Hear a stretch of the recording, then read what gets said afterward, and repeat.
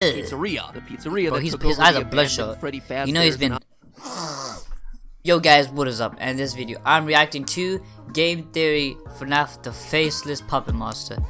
I haven't reacted in a long time. I'm not gonna lie. I haven't made any videos that time. That's because I have exams. Okay, I'm sorry. I'm trying to make some videos because don't want to become relevant, even though I'm not really that relevant, but less relevant than I am currently. So I'm gonna make this video because I saw Matt Pat. Game Theory made a new video, so I was like, I might as well react to it because nothing else to do. Nobody loves me, so. But let's get into the video. This is a really long video, by the way. 16 minutes. Well, it's not really that long, but it's long, Yeah, you get what I mean. So let's get into the video. 3, 2. That's not 2. Is this 2? I don't think so. 2, 1. I know I'm doing this handling.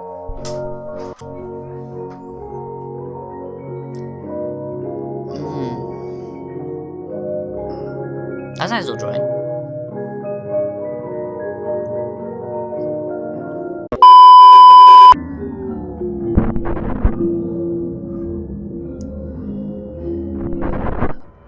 What the hell's happening? Oh, how does it get? What's that blood? Oh no, Game Theory. Hello, Internet. Welcome to Game Theory, where today we continue our analysis of FNAF's newly released ghost stories, the Fazebear Frights. Last week we covered the majority of this book's key reveals, including the massive bombshell where we visit what is chronologically the earliest Freddy Fazbear's Pizza we've yet seen, a location that we have never visited before in any of this series canon, but one that we know to have existed somewhere in the background since the release of FNAF 2. With 6 murders set in 1985, it makes it very likely that this was the mystery location. I'm not really caught up with all the FNAF theories, so I'm a little clueless right now, but I'm gonna pretend like I know what I'm just talking about. To have closed down the franchise before its grand reopening 2 years later in 1987. I know that the kids by 87. That loyal theorist is why I scrounged through every scrap of FNAF content out there and entered the Stitch Wraith over here. Scott throws out ideas and I'm just digging through his dumpster hoping to cobble it all together into a workable body theory thing. Whatever. As that silly children's workbook taught me years ago, some of the biggest lore reveals in this franchise can happen in the unlikeliest of places. Yeah, we're gonna reveal Golden Freddy's name in this children's workbook word search. Fantastic. Yay! Actually, it was fantastic. I thought it was a brilliant way to do it. That said, I will not forgive dabbing. Chica-dabbing. Oh Never. My god. Truly a curse. But you see, I think there was one other massive lore reveal hidden in Fazebear Frights, buried amongst the tales of Extreme Makeover, Robot Edition, and Ball Pit Time Machine. A lore reveal that is absolutely worth our time exploring today. A lore reveal that introduces us to a character who's been helping to pull the strings since the very beginning. One who's been misleading us about the horrors of Fazbear Entertainment. Is it the purple guy? Someone whose importance goes far beyond just the 40 pages he appears in throughout this book. I think Into the Pit may have just introduced us to the creator of these games. And I'm not talking about Scott Cawthon. Let me explain. One of the strangest inclusions in FNAF VR Help Wanted was a reference to a game designer that was telling lies about the horrors happening at Freddy Fazbear's Pizza. We know that Fazbear Entertainment has developed something of a bad reputation over the last few decades. And some people be murdered, it's fine. Some stories associated with our name were loosely based on actual events.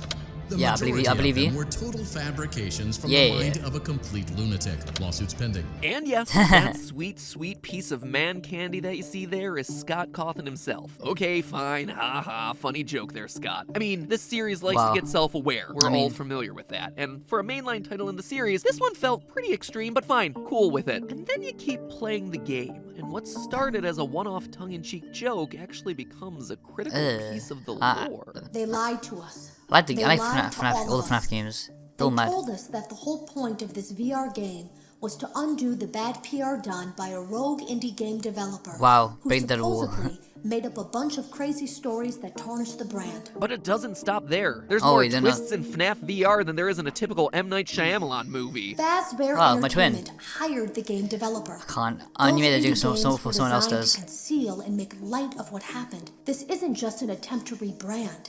It's an elaborate cover-up. The whole thing starts with like, oh, this game design, psych. No, he's not. He's actually critical to the lore and is exposing the crimes happening at these restaurants. Booyah, fooled you again. He's actually one of the villains. When the dust actually settles on this plot development, what we're left with is a game designer looking like Scott Cawthon, hired by Fazebear Entertainment to make indie games, the games that we've all been playing up to this point, in order to misdirect us away from the real lore of the story. So of course, I did an episode all about how Scott Cawthon is the villain of FNAF. Let me rephrase what we just heard. Scott is one of the bad guys. He was lying to us. If FNAF VR's tapes are to be believed, pretty much everything we know from the first 3, at least, but maybe even 4, 5, heck 6 games, could all be thrown out as complete fabrications created by Scott Cawthon for the sole reason because he was paid off by Fazebear Entertainment. Except I was wrong. Nothing new to be sure, but here, my timing Freddy, he's a mad entrepreneur. You see, earlier that very week that I uploaded that video, Scott made a post on Reddit saying that the indie game developer from FNAF VR isn't him. Here's what he had to say,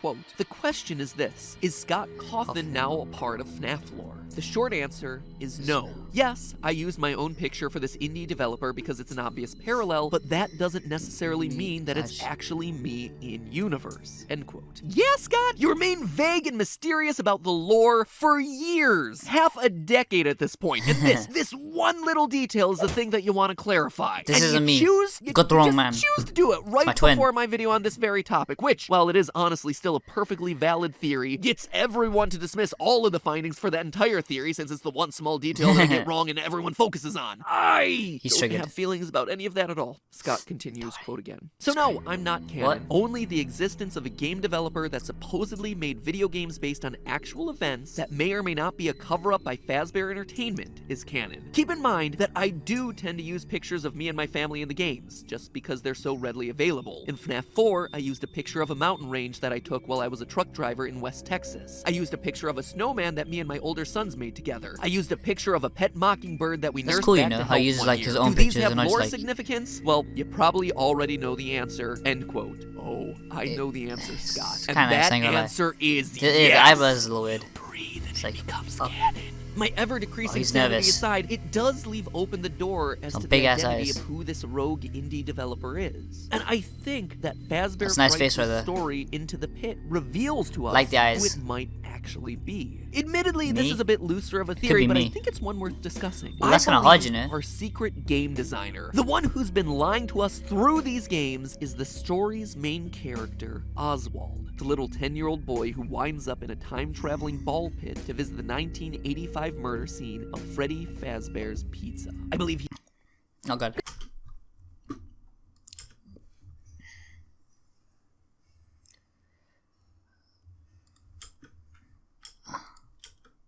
He grows up to be hired on by Fazebear Entertainment to create these games. Now, that might seem like a stretch for a character that we only get to know in the span of 40 pages, but holy balora, is there a lot of evidence in those 40 pages to back that assertion up. Shortly in this story, Oswald is shown to be obsessed with animatronics for no apparent reason. Quote from the book, so fucking he didn't weird. know why, but lately he'd been drawing mechanical animals, bears, bunnies, and birds. He imagined them being human-sized and moving with the jerkiness of robots in an old science fiction movie. Sometimes he drew the animals exposed metal skeletons or sketched them with the fur peeled back. It was a creepy effect, like seeing a person's skull peeking out from beneath the skin. End quote. The fuck is wrong with this kid? This is without him ever having a connection to animatronics. Heck, he doesn't have a connection to the pizzeria at this point in the story. He has never been there. Nothing. This is just him naturally choosing to draw these oddly specific things without any outside references or influences. So already this boy seems to have himself a strange connection to the FNAF lore, or is just a psychopath in training. But there's more. For such a short story, Into the Pit takes a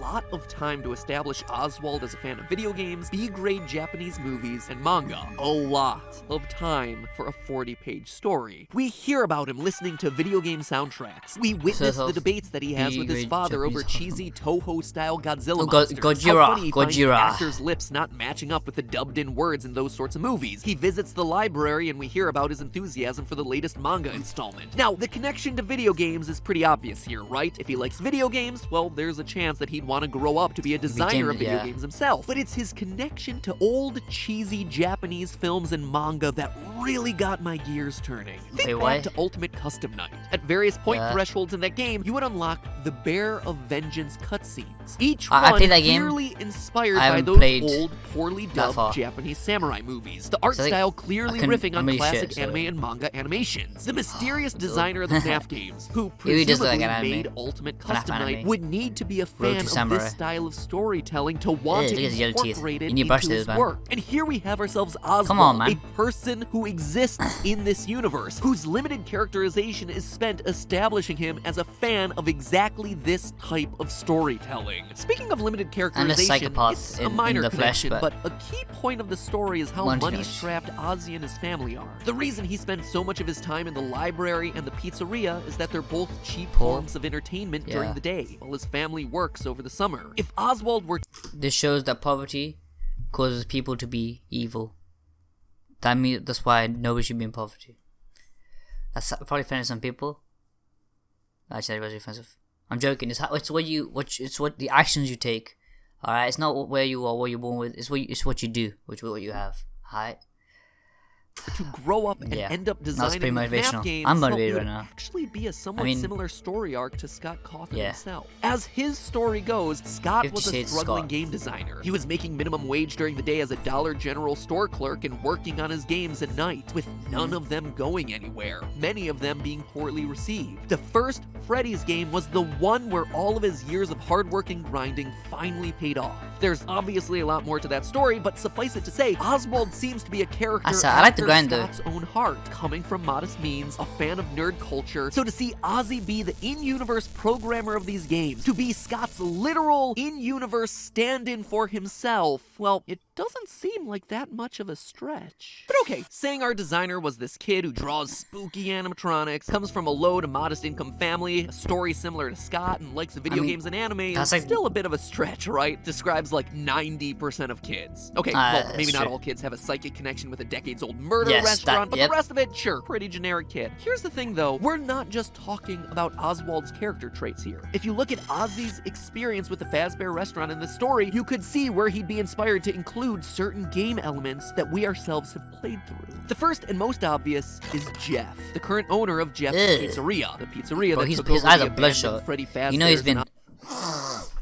the book like this, quote, Jeff was creepy too. He looked 100 years old, but was probably just 30. With those heavy-lidded, bloodshot eyes, the stained apron, and the slow speech and movement, he was like a zombie pizza chef, end quote. Slow movements, bloodshot eyes, zombie pizza chef with a red-stained apron. It sounds like it could very well be the inspiration behind an undead murderer in a pizzeria who refuses to die, or a walking purple zombie that haunts the streets of the town. Remember, the game designer hired on by Fazbear Entertainment was tasked to lie about and make light of the murders in the Freddy restaurants. So what we see in the games would likely be a mix of reality and fiction. Oswald could very well be pulling from his real-life It's amazing how he links all this as well. The names of people Oswald encounters also have themselves an uncanny similarity to what we see in the games. Ozzy's best friend from the past is named Mike. A Mike who outright says this, quote, you know, when I was little, I loved Freddy Fazbear's band. I even had a stuffed Freddy I used to sleep with, end quote.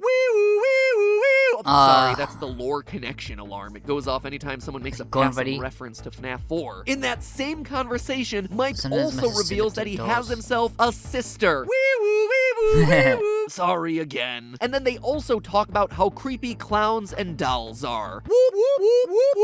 Apologies, that's my other alarm. That's the sister location revelation alarm. Anyway, it doesn't seem to be Mike Afton or Mike Emily. Oh, you can bet I checked into that one. But these conversations could certainly have inspired Oswald to make a character named Mike, who lives and loves the Freddy Fazbear franchise, who has himself a favorite Freddy plush, who has a sister who loves dolls and becomes a really creepy clown doll hybrid who commands an army of dolls herself. Later in the book, Oswald meets a girl named Gabrielle, who loves Greek myth and gives him the courage to fight back against Golden Bonnie. Gabrielle is a very random character, but one with, again, a very important name. One that is once again shockingly similar to one of the kids that we find on our gravestone, Gabriel. Even the theme of this short story could have inspired Oswald's games. You see, after Oswald uncovers the 1985 murders, his dad gets sucked into the time travel pit by Golden Bonnie. And not just sucked in, he's replaced. Suddenly, everywhere his dad should be, Ozzy instead sees the silent, staring Golden Bonnie. That's creepy, man. Watching him. Ozzy is the only one who sees fucking it too. hell. Everyone else I'm just throwing sees hands. his father like normal. Actually, a really creepy, disturbing piece of imagery. One that gets Ozzy to question his own sanity. But it's also one that directly ties back to the core motif of the game. A father, William Afton, becoming a golden bunny to terrorize kids, including his own son. A son who then has to go out, seek, and ultimately rescue his father in order to end the nightmare. And then you just have random lines inserted into the story that kind of fit but kind of don't, but are also oddly specific to key moments throughout the FNAF franchise, like this. Quote, "Every day you toss me out on the street like garbage," end quote, which are reminiscent of the FNAF 6 kind of reminds me of Joker or something, with animatronics literally being thrown out on the street. This line, as Ozzy says it in the context of the scene, is kind of awkward. If I die on the street, you'd walk all over me. Through the lens of, hey, this is actually a lore connection back to the games, now all of a sudden it fits perfectly. There are just so many details that line up between Oswald's character, the people he meets, and the things that he goes through that line up with someone who could have made the FNAF game. He has a bad life. Concocted parts and pieces of this story. Even motive-wise, it makes sense. Old bloodshot eyes. Fazebear hires him on because they know he knows the truth, and it's to get him to shut up. Maybe Ozzy accepts the money because A, he's poor, and B, he's scared. He knows what they can do to him. I mean, will any of this ever come into play in any way, shape, or form? Unclear. Probably not. But one, it actually may be able to help us better separate out the truth from the fiction in the early games of this franchise. Like knowing zombie people were inspired by Jeff, the owner of Jeff's Pizzeria, the zombie guy, may take all of that information off the table and really let us focus in on what truly matters. He's creepy, man. Subset of murders. He's so creepy. Even if it doesn't do anything grandiose like that, too, I wouldn't be surprised if we end up seeing Oswald again at some point. I mean, already there's a new teaser for the next installment of Fazbear Fright, Fetch, up on Scott's website, so you can bet that we're gonna have a lot more to say about this series. Oh god, it's a dog animatronic. With the games. That's gonna be freaking creepy as well. But hey, that's just a theory. A game theory. Thanks ruining your childhood since 2011. I mean, that's kind of what game theory does. It kind of like gets your favorite game and just rips it up and like, well, actually, it does it in the most intriguing way possible, and like it gives you a new perspective of the game, you know. But I was kind of baffled on some parts. I knew some of them, like I knew all the old stuff from FNAF 4 and Sister Location, but some of the new shit I do not know. I probably should get caught with the shit. But if you guys enjoyed the video, I was gonna say it was a game theory, but like that's basically really cringe. If you guys enjoyed the video, hit that like button, subscribe my channel, and I'll see you guys in the next video. Peace.